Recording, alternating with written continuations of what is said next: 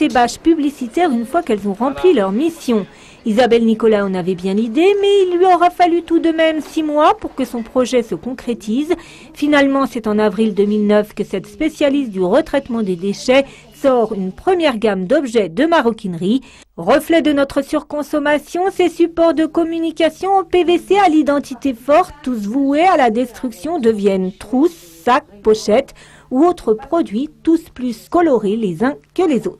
En partant du principe que le meilleur des déchets est celui qui n'existe pas, et donc prouver qu'il était possible de réutiliser des matériaux et de faire des articles de maroquinerie en France, et des articles de maroquinerie qui aient leur identité propre, puisque vous le verrez, chaque exemplaire que nous fabriquons, que nous créons est unique. À partir d'un gabarit en plexiglas, des petites zones sont prélevées et confiées ensuite à des professionnels de la maroquinerie. Parmi eux, un établissement d'aide par le travail, le CAT de Chenevière-sur-Marne. Je voulais que ce soit fait à proximité.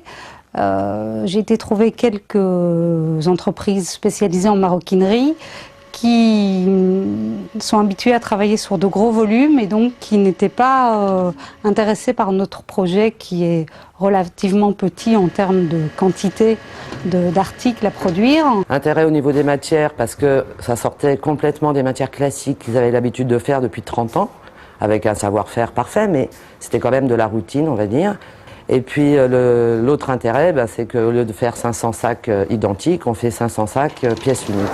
En offrant une seconde vie à ces bâches, Isabelle Nicolas inverse la tendance, diminuer la quantité de déchets, freiner la production et le transport des matières premières. Reste à convaincre les entreprises et les amener à réutiliser leurs propres supports de communication. C'est là sa plus grande ambition.